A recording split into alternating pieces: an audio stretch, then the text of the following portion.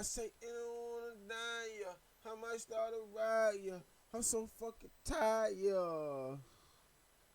I said, so what's up? What you say? Feeling good, I'm feeling great. I'm tired of all this fucking up bed. Yeah.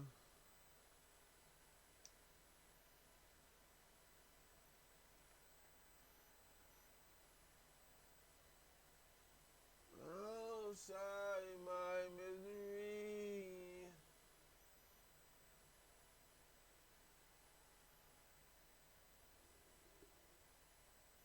I think I'll find.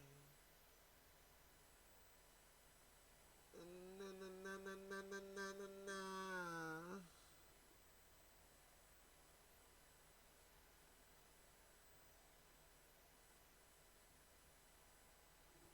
Whoa. Shit.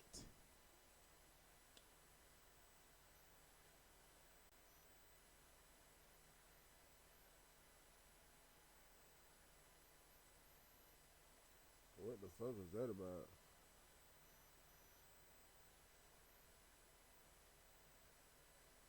What just happened? Bro, that shit took me all the way back down. Did it take me all the way back down just now? No?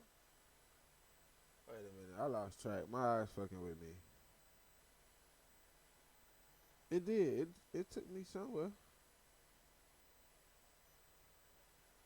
Did it take me back down or up? Well, hold up. What's going on right now? Bro, like, what the fuck?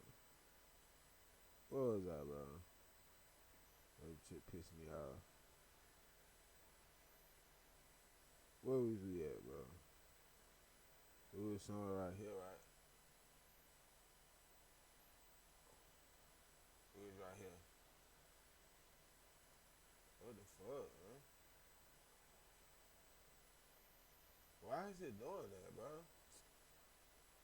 Oh, boy.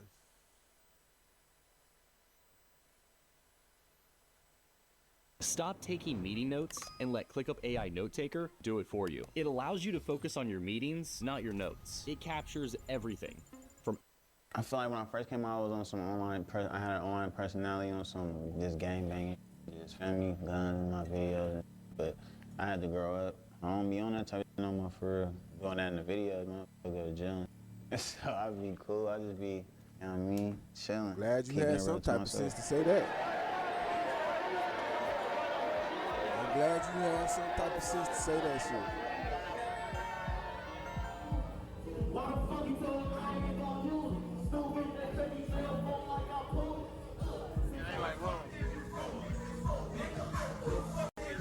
I thought this one was good. He came up from the trenches of San Francisco, and the whole Northern California rap scene was behind him. Lil Yase wasn't just respected, he was loved for his authenticity, his grind, and the way he put on for everyone around him. But in 2020, he was shot and left to die under suspicious circumstances. To this day, it is one of the Bay's saddest unsolved crimes. This is the haunting story of Lil Yase, a rising star from San Francisco's Sunnydale projects who built a cult fan base with his unique delivery, independent grind, and deep Bay Area roots. But just as the world was starting to take notice, tragedy struck. So what really happened to Lil Yase? Who was behind it, and why were they released? And why does his death still feel like an open wound in the Bay Area rap scene? Stick around because we're breaking down the rise, legacy, and still unsolved mystery behind one of NorCal's most tragic rap stories.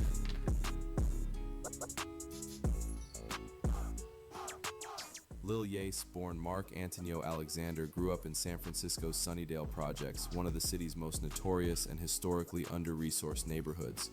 Raised in a turbulent environment surrounded by poverty, violence, and instability, Yase's early life was marked by the daily struggles of surviving in a place where opportunity often felt out of reach. So where exactly did you grow up? Sunnydale, California, projects. And how was that? Projects. That shit crazy, crying.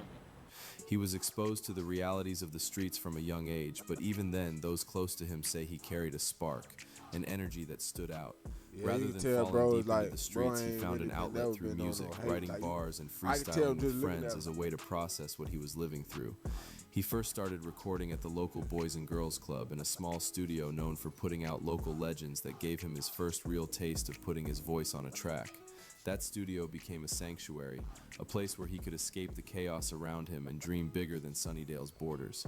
Influenced by Bay Area legends and inspired by the rising sounds of Atlanta and Chicago drill, Yase began crafting his own lane early.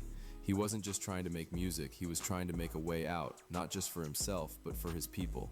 That hunger and loyalty stayed with him as he built his reputation as a rapper and also as a leader and big brother figure in his community. Even as a teenager, Yase was known for moving with purpose. He wasn't the loudest in the room, but his presence was felt. He soaked up game from older heads while developing a sound that didn't follow the typical Bay Area blueprint. Yase was experimenting with darker beats and sharper delivery, something closer to the drill energy coming out of Chicago and the trap sounds from Atlanta. His music began reflecting that contrast, grimy yet focused, cold but calculated. It was the sound of someone who had seen too much too young and learned to move smart because of it.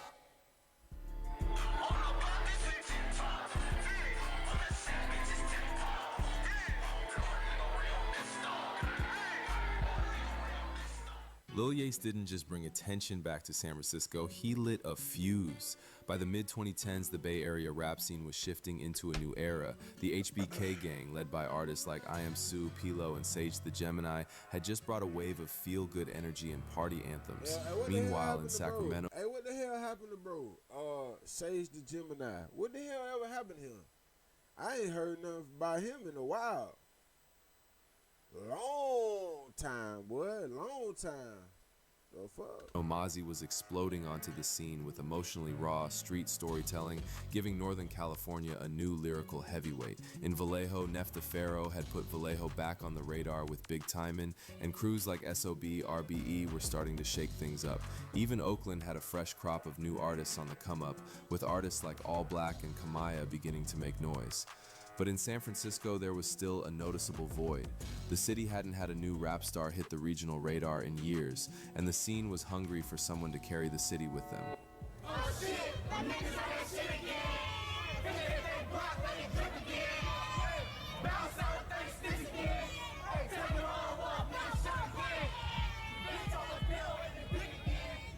By the time he dropped Get It In with Yada in 2015, Lil Yase had already become a name that rang out past Sunnydale, but that track exploded across the Bay and marked the beginning of his real come-up. Let's talk about your single Get It In. How did that musical process start? Shit, it was just me and my boy Yada in my room. He was just, shit, he came up with that shit, that Get It In shit for real. Of course. I don't know, he just wanted me to get on that motherfucker. Shout out everybody that hopped on that Get It In, shout out everybody that fuck with that shit. It wasn't just a song, it was a statement. Yase and Yada were as hot as anyone in the Bay Area, and they was ready to put San Francisco rap back in the conversation. While other artists were focused on individual shine, Yase kept building a circle, collaborating with Bay Area artists like I Am Sue and Nef the Pharaoh, and even bridging gaps between NorCal and SoCal for collabs with Draco the Ruler and Shoreline Mafia. That connection was rare at the time. I fuck with bro too. I fuck with bro music heavy. Draco the Ruler, I fuck with bro. Hey, bro, goddamn. I ain't gonna lie, bro lost his life. I mean, of course, I mean, he knew it was that way too, but I mean, same time, like, that was, I ain't gonna lie, bro music was still out. Like, I don't know. I think it probably, like, if some, man, bro, if half of these, let's just say what half of these boys that be losing their life, bro, if they could make it to see at least 27, 28, bro, the rap game will be, I mean, I think it still have a different wave for sure, but like, I don't think it'll be so watered down, bro. I don't think it'll be so watered down, and I don't think it'll be so strange, you know what I'm saying? And that's all I'm gonna say about it. Helped position Yase as someone who could move across regions without switching up. What also stood out was how much work he put in independently. He didn't rely on cosigns, big label budgets, or viral gimmicks. He was dropping songs and music videos almost weekly and keeping his foot on the gas. It's hard to try to stay relevant without even dropping shit and just trying to, I don't know. I think you gotta be a people person too, though. You gotta have a personality too nowadays. This shit, it's like a TV show too. And that's what makes people fuck with you even more. because you got a storyline, they be like, okay, let me tune in, because it's really something for them to tune into, too. His label, Highway 420 Productions, became a reflection of that grind, operating like a tight-knit family more than a corporate outfit. Fans appreciated the realness. In an industry that often pressures young artists to conform or fake their image, Lil Yase was building a lane defined by authenticity, and NorCal was watching him level up in real time. But as Yase's stock continued to rise, so did the pressure. The music industry was finally starting to pay attention, and whispers of major label interest began to circulate. He had already built a loyal following across YouTube and SoundCloud, with songs like Foolin', Who Is He, and Bum Bitch pulling in millions of views. As the spotlight started to get brighter, it finally That's looked how I like know I'm Yase from was that on the Bum edge of Bitch. something much bigger. Then out of nowhere, everything stopped. Playing on iPhone? Now you can play Unlocked on PC with Google Play Games. An up-and-coming Bay Area rapper known as Lil Yase was shot to death here in this quiet Dublin apartment complex. On the night of November 28, 2020, everything changed. Yase left a studio in Marin County in his car around midnight, reportedly in good spirits. According to those close to him, it wasn't unusual for him to move solo. He kept his circle tight and trusted few, but something about that night was different. Hours later, he had been shot multiple times near the Dublin Pleasanton BART station, more than 30 miles from where he was last seen. He made it to the Stanford Healthcare Valley Care Hospital in Pleasanton around 1 a.m. Then he was rushed to Eden Medical Center in Castro Valley, where he was pronounced dead. He was just 26 years old. The news hit hard. Across the Bay and beyond, fans, artists, and longtime collaborators flooded social media with shock, confusion, and grief. But even in the midst of mourning, one question hung in the air: who did it? For nearly 5 months, the case remained cold. Then in late April 2021, a major breakthrough occurred. Dublin police investigators had pieced together digital evidence, such as phone records and social media posts, to put together what happened on that tragic night. Police have arrested 2 people in the shooting death of an up-and-coming Bay Area rapper. Angel Butler and Javante Williams were booked on murder charges yesterday. The rapper left the studio in San Francisco and drove to Dublin to see Butler on the night he was killed. Both suspects face first-degree murder charges, and Butler faces an additional charge for conspiracy to commit a crime. Police say it's possible Butler was in a love triangle with Lil Yase and Williams at the same time, and that they suspected a possible setup to ambush Lil Yase. The arrest sent a jolt through the Bay. After months of uncertainty, it finally felt like answers were on the way. Police said they had found a shell casing with DNA matching Butler and Williams' toddler at the scene, and according to them, Yase even gave a dying declaration about the shooting right before he passed, which helped them identify the suspects. Dublin Police Captain Nate Schmidt told local news that detectives were sure they had the right people. But just as the Bay thought justice might be served, everything stalled. Within days, both suspects were quietly released. No arraignment, no formal charges. What? The Alameda County District Attorney's Office declined to move forward, citing insufficient evidence, despite months of investigation, digital trails, and physical links. Captain Schmidt told the Danville San Ramon Weekly, "The DA declined to charge either of our suspects at this time. We had plenty of evidence to arrest them, but the DA has to prove beyond a reasonable doubt." According to interviews, it seems like the main reason for dropping the case was because a 2019 change to California's felony murder law made it harder to convict someone for murder without knowing who pulled the trigger. And just like that, what felt like the beginning of justice turned into a dead end. Police said at the time that they would push forward and find that next piece of evidence for the family of the victim. But that was almost 5 years ago. Will we ever get an update? I never really heard of the police arresting anybody and then the DA just, dropping charges right after. But, just really confused, not understanding what's going on. He didn't have any enemies, real life guy. Really just made a lot of music, I wouldn't even say a Bay Area legend, a California legend for real. Lil Yase never got to see just how far his music would reach. But if you talk to fans, collaborators, or anyone who watched his rise from Sunnydale to center stage, you'll hear the same thing. He was already a legend. Not just because of the numbers or the cosigns, but because of how real he stayed, how hard he worked, and how much he meant to his city. Lil Yase's voice still echoes through the Bay, through car stereos in San Francisco, through speakers at house parties, through headphones on long BART rides. His influence on the game is still being felt. He pioneered a sound that is still being crazy, imitated to bro. this day, and through his music, Lil Yase's legacy will live on forever. If you enjoyed this story, do us a favor, like the Wow, bro.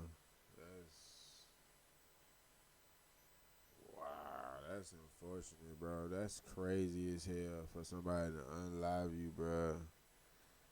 And nobody know what happened. Just that shit wild, bro. That shit wild. What the fuck? Damn, man. Rest in peace to him, man. Rest in peace to him.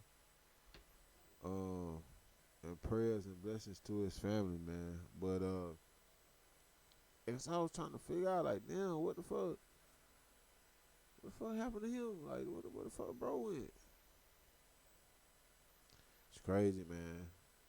But that's gonna do it for the stream. We got, yeah. That's gonna do it for the screen, man. I'm getting hungry. I gotta get me some orange juice. Y'all know I love that orange juice. So I'm about to go get me some orange juice, man. Get me something to eat. And then check back in with y'all later on, man. Be probably, I don't know. Y'all know my time and it's late, 9, 10, but we're gonna try to aim for like 5, 6, bro. Where's my computer turning off? Boy, I tell you.